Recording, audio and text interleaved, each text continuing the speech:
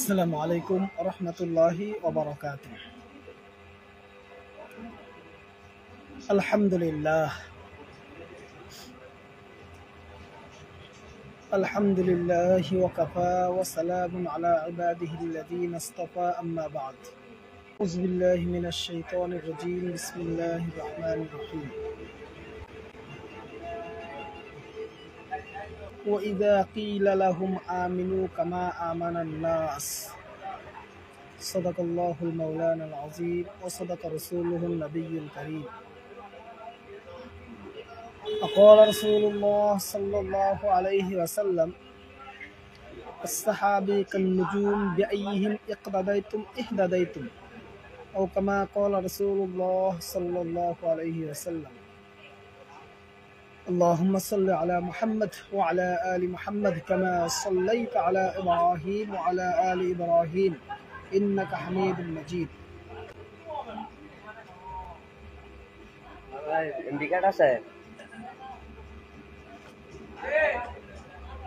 সম্মানিত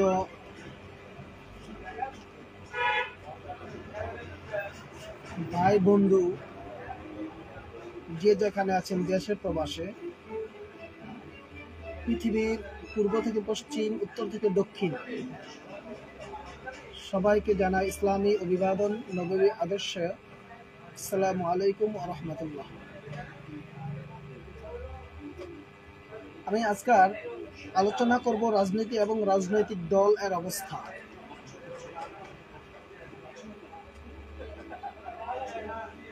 রাজনীতি একটি বিষয় যেটা জনকল্যাণে হয়ে থাকে। রাজনীতি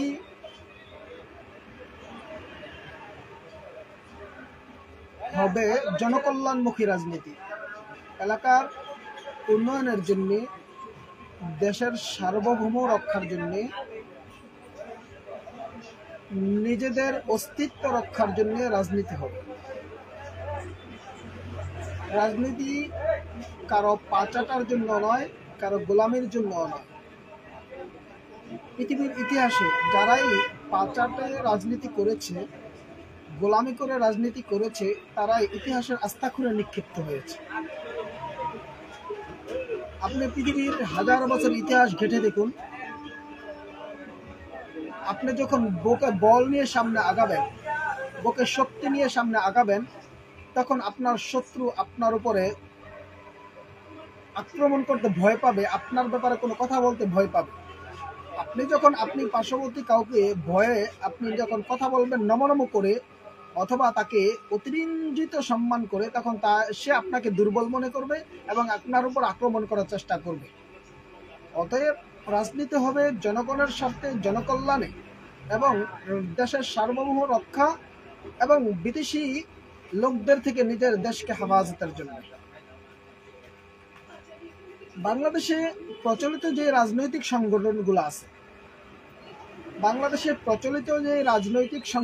আছে, আমরা যদি সেই প্রচলিত রাজনৈতিক সংগঠনগুলোর দিকে খেয়াল করি, তাহলে আমরা কয়েকটা বিষয় লক্ষ্য করব।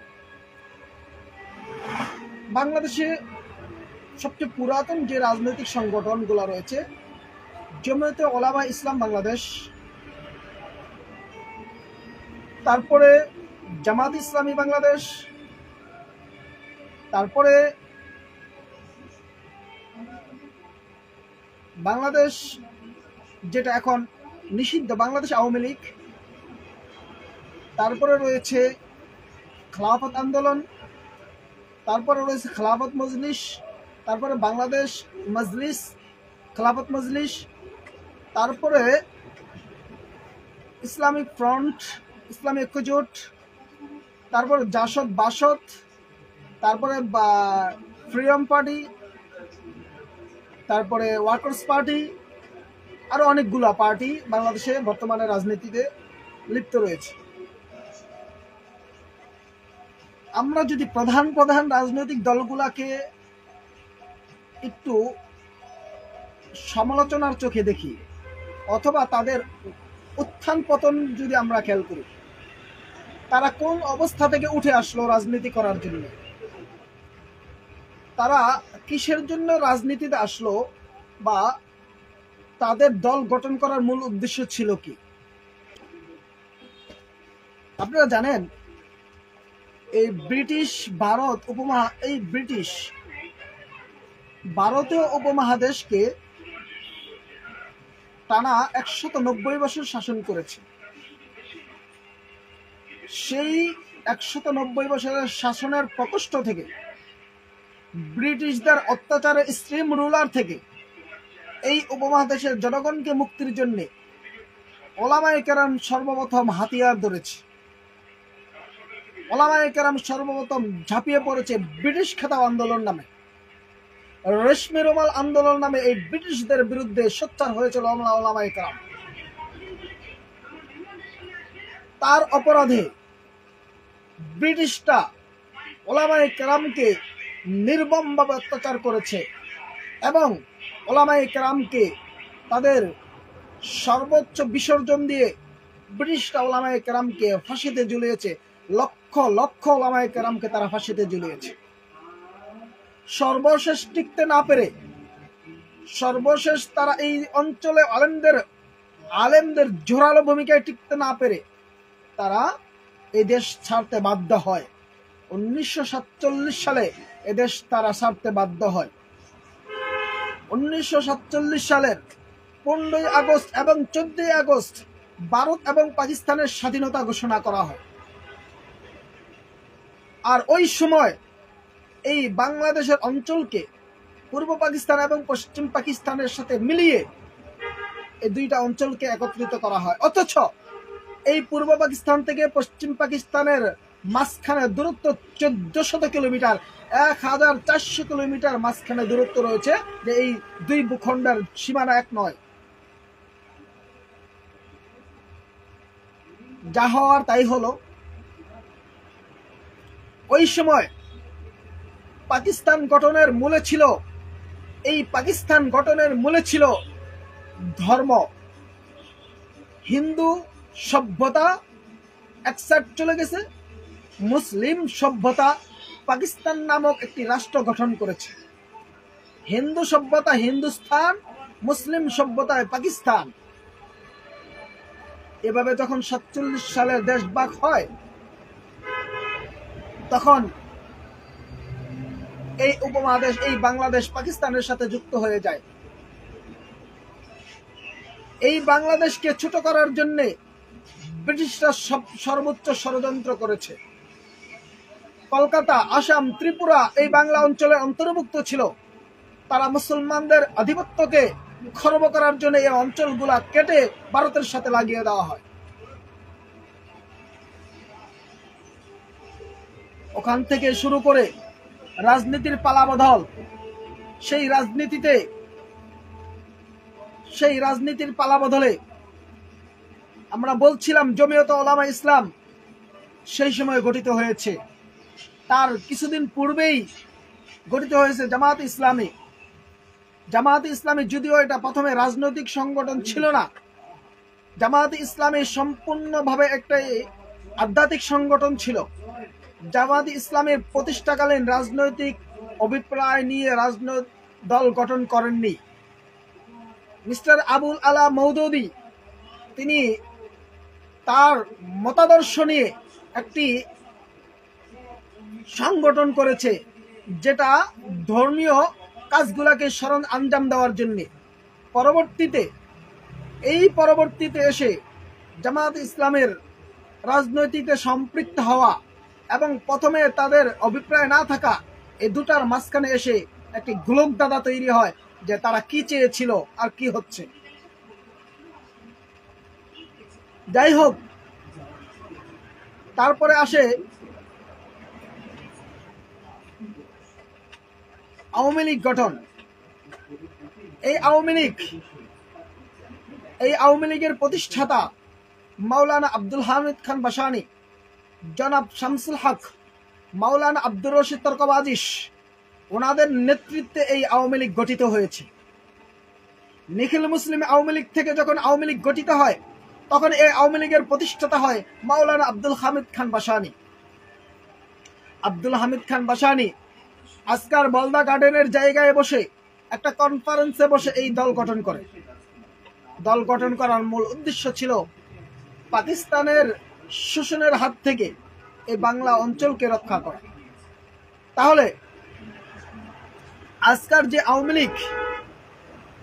লীগ মানে শেখ মুজিবুর রহমান, আওয়ামী লীগ মানে শেখ হাসিনা, এটা যারা মনে করে তারা বোকার স্বর্গে বাস করতেছে, তারা বেয়াকুফ, জ্ঞান পাপী। আওয়ামী লীগ মানে শেখ মুজিব নয়। আওয়ামী লীগ এবং শেখ মুজিব দুটা পার্ট, ভিন্ন ভিন্ন। আওয়ামী লীগ মানে এদেশের শোষণ থেকে জনগণকে মুক্তির জন্য আওয়ামী লীগ গঠিত হয়েছিল। যে আওয়ামী লীগ শেখ মুজিবুর রহমানের হাতে এসে আওয়ামী লীগের পথভ্রষ্ট হয়ে যায়। আওয়ামী লীগ এদেশকে, জনগণকে শোষণ মুক্তি করার জন্য, আর শেখ মুজিবুর হাতে যখন আওয়ামী লীগ এসে যায় তখন এই আওয়ামী লীগ আবার জনগণের উপরে শাসনের ইস্তেমরুল চালায়, জনগণকেই শোষণ করতে থাকে। এর জন্য আমি বলে থাকি আওয়ামী লীগ আর শেখ মুজিব দুটো এক পাট নয়, দুটা ভিন্ন। যেদিন থেকে আওয়ামী লীগের নেতৃত্ব শেখ মুজিবের হাতে গিয়েছে সেদিন থেকে আওয়ামী লীগ পথভ্রষ্ট হয়ে গিয়েছে। যেদিন থেকে আওয়ামী লীগের নেতৃত্ব শেখ মুজিবের হাতে গিয়েছে সেদিন থেকে আওয়ামী লীগ পথভ্রষ্ট হয়েছে। যতদিন মাওলানা আব্দুল হামিদ খান ভাসানী, আব্দুর রশিদ তকবাজিশ, জনাব শামসুল হক সাহেবের মতো বিজ্ঞ ব্যক্তিদের নেতৃত্বে আওয়ামী লীগ চলছিল, ততদিন আওয়ামী লীগ ঠিক পন্থায় ছিল।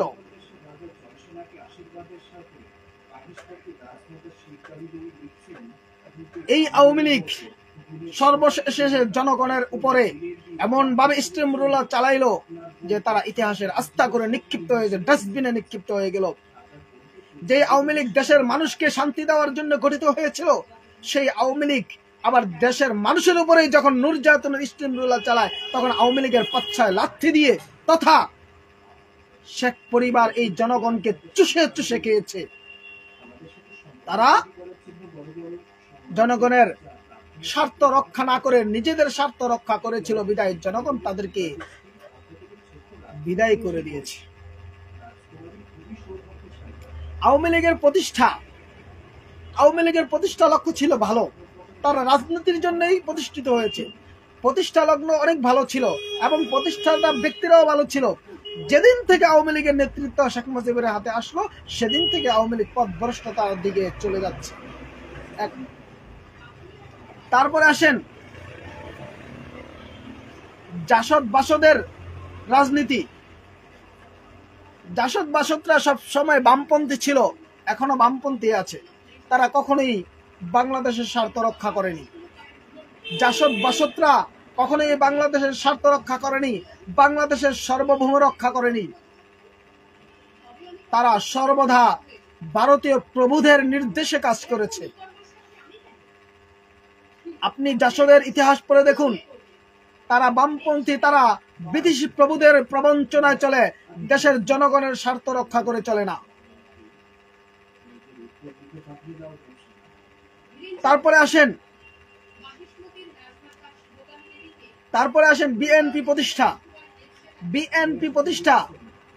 জনাব শহীদ প্রেসিডেন্ট জিয়াউর রহমান যখন 75-এ তদানীন্তন প্রেসিডেন্ট শেখ মুজিবুর রহমান গণ অভ্যুত্থানে নিহত হয়, তখন আওয়ামী লীগ ক্ষমতায় ছিল। আওয়ামী লীগের হাজারো লোক ছিল, রক্ষী বাহিনী ছিল। শেখ মুজিবুর রহমান যখন নিহত হয়, গণ অভ্যুত্থান হয়, তখন কোন নেতা সাহস করে যায়নি কেন? এতগুলা রক্ষী বাহিনী গঠন করেছিল। তাহলে একথা দ্বারা বোঝা যায় আওয়ামী লীগের যারা রক্ষী বাহিনী ছিল তারা নিজেদের পেট পূজারী ছিল। আওয়ামী লীগের যারা নেতা ছিল তাদের নিজেরা পেট পূজারী ছিল। আওয়ামী লীগের তদানীন্তন যারা নেতৃত্ব ছিল তারা পেট পূজারী ছিল, নেতার অনুগত্য ছিল না, তারা দেশের সার্বভৌমত্ব রক্ষা করেনি। ঠিক এর পরের দিন আওয়ামী লীগের একজন শীর্ষ নেতা মোস্তাক আহমেদের নেতৃত্বে সরকার গঠিত হয়ে এলো। আপনি চিন্তা করে দেখেন, এই দলেরই একজন প্রধান, তাকে নিহত করা হইল, আবার ওই দলেরই প্রধান আইসা শেখ মুজিবুর রহমানের হত্যার পরে আইসা ওই ব্যক্তি সরকার প্রধানের দায়িত্ব নিল। তাহলে বোঝা যায় আওয়ামী লীগের শত্রু আওয়ামী লীগ। আওয়ামী লীগের শত্রু বাহিরের কেউ নয়।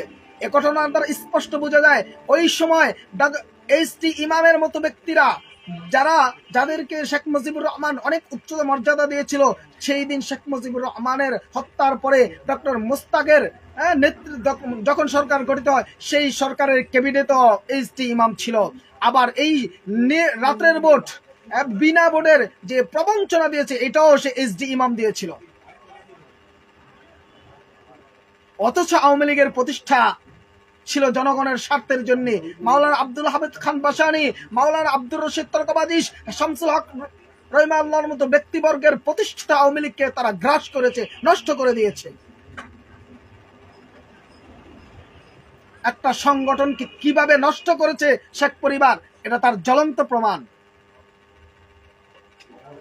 আসেন, যখন শেখ মুজিবুর রহমানে নিহত হয়, তখন সরকারে আবার আসে আওয়ামী লীগ খন্দকার মোশতাকের নেতৃত্বে। দেখেন, তার নেতার বিচার করেননি, তারপর দেশে উত্থান পতন শুরু হয়, অভ্যুত্থান পাল্টা অভ্যুত্থান। খালেদ মোশাররফ, আবু তাহের, খালেদ মোশাররফের মতো ব্যক্তিরা, অভ্যুত্থানের পরে অভ্যুত্থান শুরু হয়।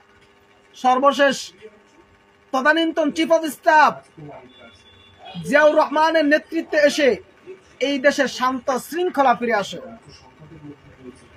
জিয়াউর রহমান যখন দেখলেন পুরা শান্ত শৃঙ্খলা ফিরিয়ে আনার একটা ব্যবস্থা হয়েছে, তখন তিনি দল গঠনের মনস্থ করলেন। আর ওই সময় দল গঠন করলেন। এখন যে বিএনপি, বাংলাদেশ জাতীয়তাবাদী দল, এই দলের নাম বিএনপি ছিল না, এই দলের নাম ছিল জাগো পার্টি। এই দল গঠিত হয়েছিল জিয়াউর রহমানের রাষ্ট্র ক্ষমতায় থাকা অবস্থায়। এই দল গঠিত হয়েছিল জিয়াউর রহমান রাষ্ট্র ক্ষমতায় থাকা অবস্থায়। এই দল গঠিত হয়েছিল জিয়াউর রহমান যখন রাষ্ট্র ক্ষমতায়, তখন ভালো করে বুঝুন, জিয়াউর রহমান যখন রাষ্ট্র ক্ষমতায় আসলো, তখন তিনি অর্ডিন্যান্স জারি করে একটি নির্বাচনের মাধ্যমে প্রেসিডেন্ট ঘোষিত হলো। তাহলে একথা বোঝা যায় যে রাষ্ট্র ক্ষমতায় থাইকা দল গঠন করা। এখন আসেন, বিএনপির প্রতিষ্ঠা বাংলাদেশে স্থির করার একটি প্রক্রিয়া। তাহলে বিএনপি প্রতিষ্ঠা হলো ৭৫ পরবর্তী একটি নৈরাজ্য দেশকে ঠিক করার জন্য। আর আওয়ামী লীগ প্রতিষ্ঠা হয়েছিল দেশের মানুষকে শান্তি দেওয়ার জন্য। আওয়ামী লীগ প্রতিষ্ঠা হয়েছিল দেশের মানুষকে শান্তি দেওয়ার জন্য। দেশের মানুষকে কিভাবে শান্তি দিন? কারণ মাওলানা আব্দুল হামিদ খান ভাসানী যখন আওয়ামী লীগ প্রতিষ্ঠা করেছিল, আব্দুর রশিদ তর্কবাদী এবং শামসুল হক, ওনারা ছিল দেশের জনগণের দরদি ব্যক্তি। আর উনি জিয়াউর রহমান এসে দেশের অশান্তকে শান্ত করার জন্য উনি অগ্রণী ভূমিকা পালন করছেন। এই যে ৭৫ পরবর্তী সরকার রাষ্ট্র গঠন, তারপরে কি হলো? আবার ৮১-তে এসে জিয়াউর রহমানকে হত্যা করা হলো একটি ব্রাশ ফায়ারের মাধ্যমে। চট্টগ্রামে সার্কিট হাউসে জিয়াউর রহমানকে হত্যা করা হলো, তাও দলীয় ক্লোন ধরে। যা বলতেছিলাম, তো জিয়াউর রহমান যখন ৮১-তে নিহত হয়, তখন দেশে আরেকটা বিশৃঙ্খলা তৈরি হয়। তখন এই বিশৃঙ্খলা রুখে দেওয়ার জন্য, শান্ত করার জন্য আবার ক্ষমতায় আসে আরো জেনারেল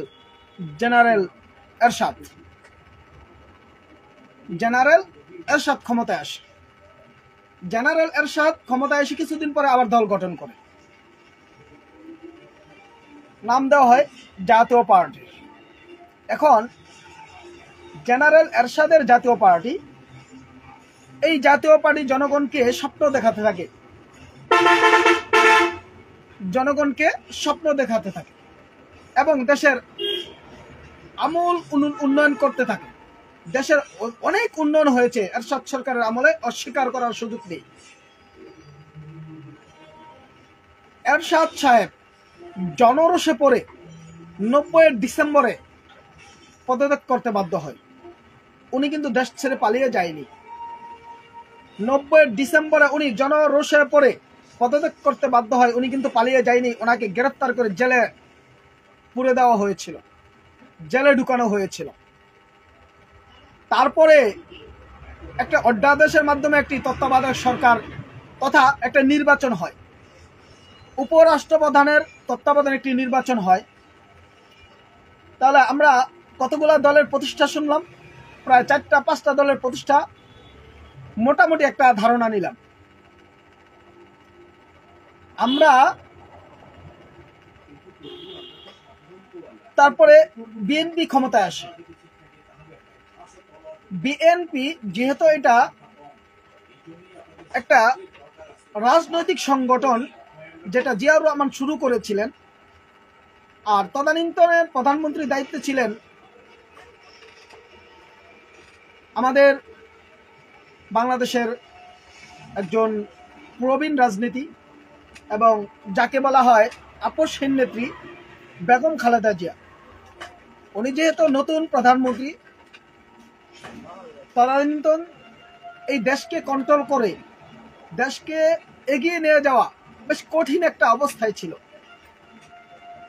সর্বশেষ এখানেও একটা আন্দোলনের পরে কি করে ক্ষমতা ছাড়তে বাধ্য হয় এবং তত্ত্বাবধায়ক সরকারের একটি প্রতিষ্ঠার জন্য একটি গণ আন্দোলন শুরু হয়। এই গণ আন্দোলনে জামাত এবং আওয়ামী লীগ দুইটা একসাথে হয়ে যায়। জামাত এবং আওয়ামী লীগ একসাথে হয়ে গণ আন্দোলন শুরু হয় তত্ত্বাবধায়ক সরকারের জন্য।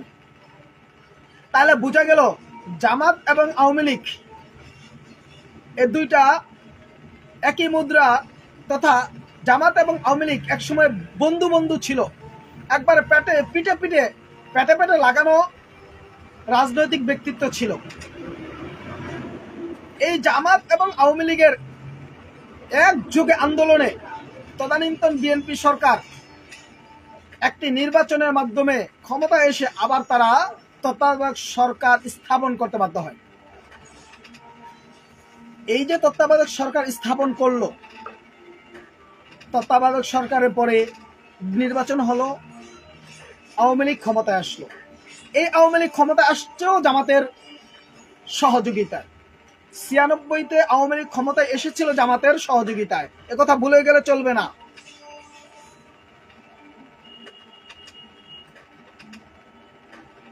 তারপরে 96 থেকে 2001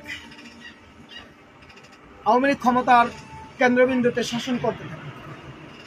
2000 সালে এসে ওলামায়ে কেরামের উপর আবার স্টিম রোলার চালানো শুরু করে আওয়ামী লীগ।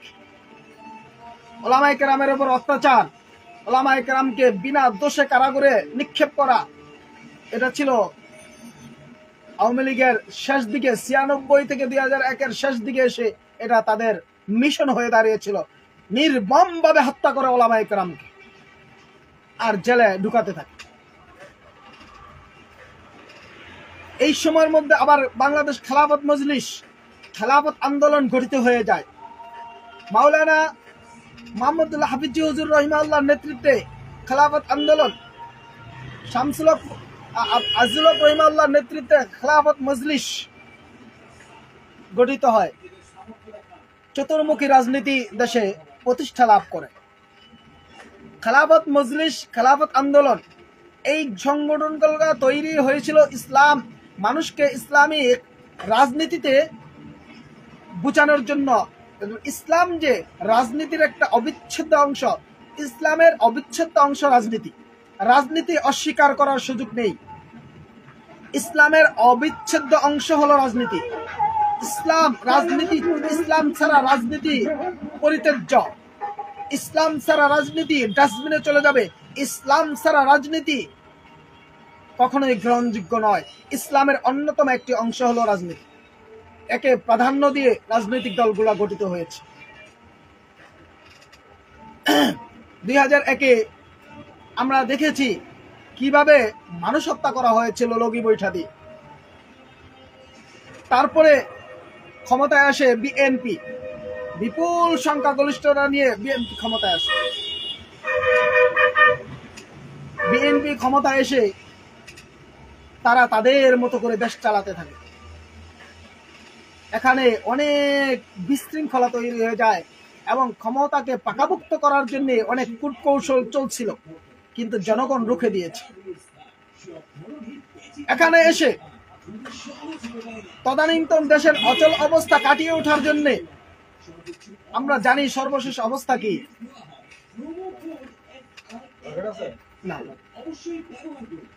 দেশের অচল অবস্থাকে কাটিয়ে ওঠার জন্য তত্ত্বাবধায়ক সরকারের প্রধান কে হবে এটা নিয়ে অনেক তুলকালাম হয়ে যায়। সর্বশেষ তদানীন্তন president doctor Iajuddin Ahmed president এবং তত্ত্বাবধায়ক প্রধান, এই নিয়ে চলতে থাকে কিছুদিন।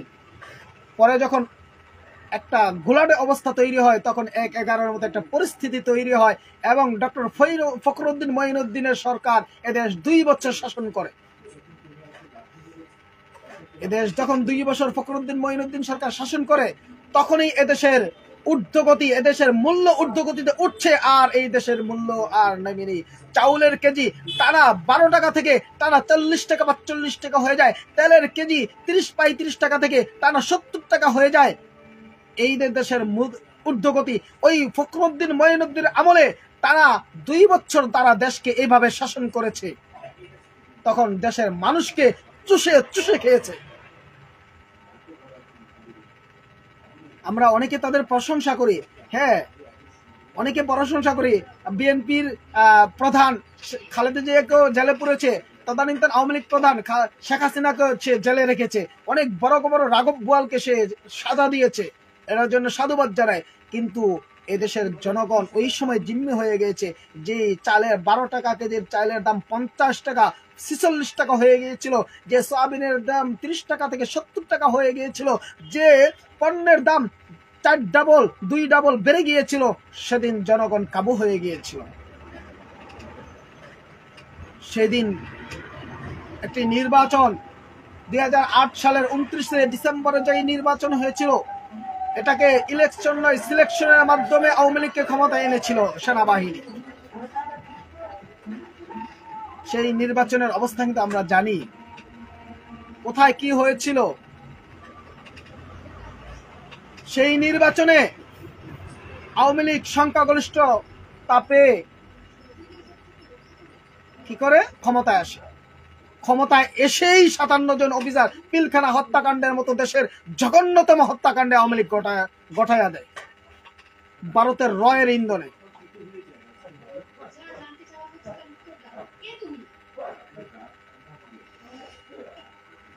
ইতিহাস জানতে হবে। ইতিহাস যারা পড়ে না, ইতিহাস যারা দেখে না, তারা এগুলাকে ডিনাই করতে পারে। ইতিহাস ভালো করে পড়ুন, ইতিহাস দেখুন। একটা কথা উল্টা বলা হয়নি, একটা কথা ভুল বলা হয়নি। ইতিহাস যারা জানে না, যারা পড়তে পারে না, তারা বুঝে না ইতিহাস কোথায়। প্রত্যেকটা কথার ইতিহাস সাক্ষী, প্রত্যেকটা কথার আমাদের দলিল রয়েছে।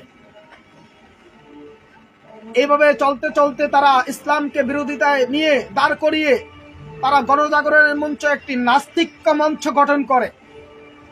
গণজাগরণ মঞ্চের নামে তারা নাস্তিক্য মঞ্চ এদেশে গঠন করে শাহবাগে। তাদের বিরুদ্ধে ওলামায়ে কেরাম তৌহিদি জনতা সেদিন সাপ্লাই গর্জে উঠেছিল। তাদের নাস্তিক্য বিরোধী অভিযানে, তাদের নাস্তিকতার জিহ্বা টেনে ধরার জন্য সেদিন ওলামায়ে কেরাম শাপলা চত্বরে জড়ো হয়েছিল। কারো ক্ষমতা কেড়ে নেওয়ার জন্য নয়, কারো ক্ষমতার চেয়ার কেড়ে নেওয়ার জন্য নয়, শুধু আল্লাহ এবং তার রসুলের ইজ্জতের হেফাজতের জন্য সেদিন শাপলা চত্বরে গিয়েছিল। আমরা সচক্ষে দেখেছি সেই দিন কত শত ওলামায়ে কেরামকে নিহত করা হয়েছে, শহীদ করা হয়েছে, কত শত আলেমকে তারা আহত করেছে, কত শত আলেমের উপর তারা গায়ে হাত উঠিয়েছে। আমরা সময় বুঝে তাদের হিসাব নেব ইনশাআল্লাহ।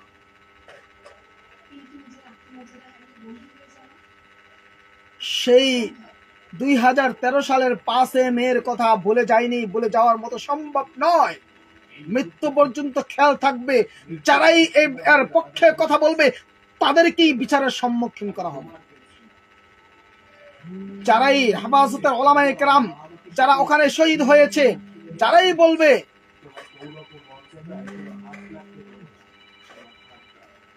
বলবে ওলামায়ে কেরাম এই সেই শাপলায় যে জড়ো হয়েছিল, সেগুলা কারো বাপ দাদার সম্পত্তি রক্ষার জন্য নয়, জড়ো হয়েছিল আল্লাহ এবং তার রসুলের ইজ্জত রক্ষার জন্য, নাস্তিকবাদী মঞ্চকে চিরতরে ঘুরিয়ে দেওয়ার জন্য, নাস্তিকদের মেরুদণ্ড চিরতরে ভেঙে দেওয়ার জন্য। আমাদের কিছু আওয়ামী লীগের ভাই বন্ধু নাস্তিকদের পক্ষ নিয়েছে, তাদেরকে বলবো আপনারা তওবা করে তারপরে আপনারা ইবাদত করুন। আপনি কি মনে করেন আমরা ভুলে যাই? আপনারা যে কত বড় অপরাধ, সেই ধামাচাপা দেওয়ার জন্য তদানীন্তন প্রধানমন্ত্রী বলেছে হেফাজতের কর্মীরা নাকি রং মেখে শাপলায় শুয়েছিল। আমরা যদি বলি রং মেখে শাপলায় শুয়েছিল, প্রধানমন্ত্রী তদানীন্তন বলেছেন ফ্যাসিস্ট হাসিনা সংসদের মতো একটি গুরুত্বপূর্ণ জায়গায় দাঁড়িয়ে সে বলেছিল হেফাজত কর্মীরা রং মেখে শুয়েছিল, পুলিশ দাওয়া দিলে তারা উঠে দৌড় দেয়। আমরা যদি পাল্টা কথা বলি, ৭৫-এর ১৫ আগস্ট সেই ধানমন্ডি ৩২-এ শেখ পরিবার রং মেখে রাস্তায় পড়েছিল, ওই বিল্ডিং পড়েছিল, তারপর তারা জনগণকে ফাঁসানোর জন্য তার আত্মগোপনে চলে গিয়েছে, তাহলে এটা ভুল প্রমাণ করার কোনো সুযোগ নেই।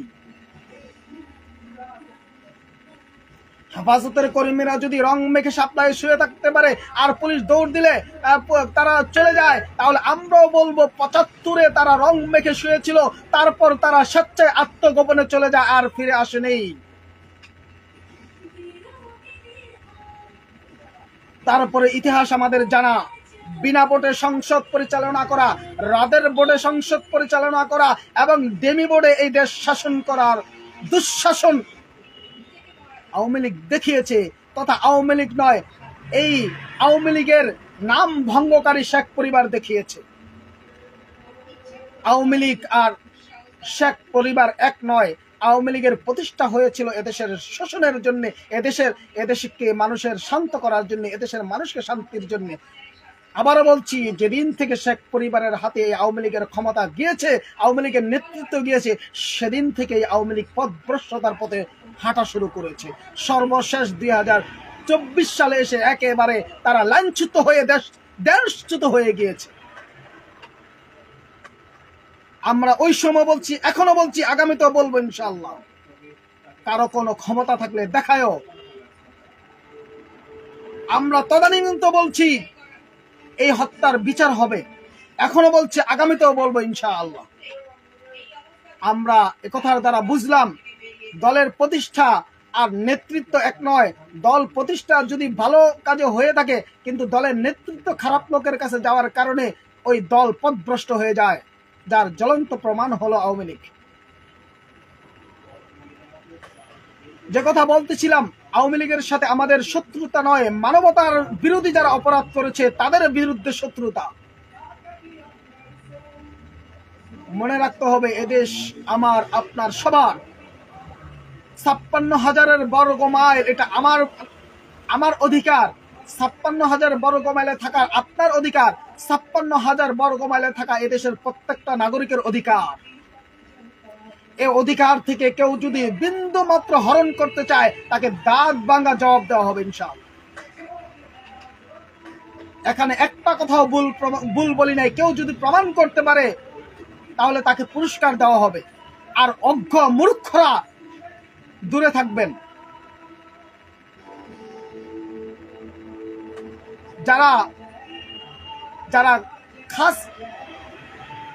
যারা আওয়ামী লীগকে পছন্দ করে, তারা কখনোই ফ্যাসিস্ট পছন্দ করে না।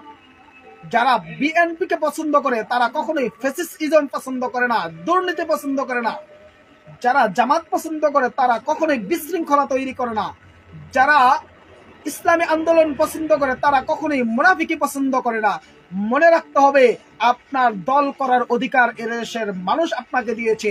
আপনাকে দল করার অধিকার দিয়েছে, কিন্তু শোষণ করার অধিকার আপনাকে দেওয়া হয়নি। আল্লাহ রাব্বুল আলামিন এদেশের মাতৃভূমির জন্য, এই মাতৃভূমির জন্য আমাদের সকলকে ঐক্যবদ্ধ হয়ে এদেশের সমৃদ্ধি সুন্দর অগ্রগতির লক্ষ্যে আমরা সবাই ঐক্যবদ্ধ হয়ে এদেশকে সুন্দর সমৃদ্ধ সোনার বাংলা গড়ে তুলবো ইনশাআল্লাহ। আল্লাহ আমাদের সকলকে তৌফিক দান করুন, আমিন। ওয়া আখিরু দাওয়ানা আলহামদুলিল্লাহি রাব্বিল আলামিন।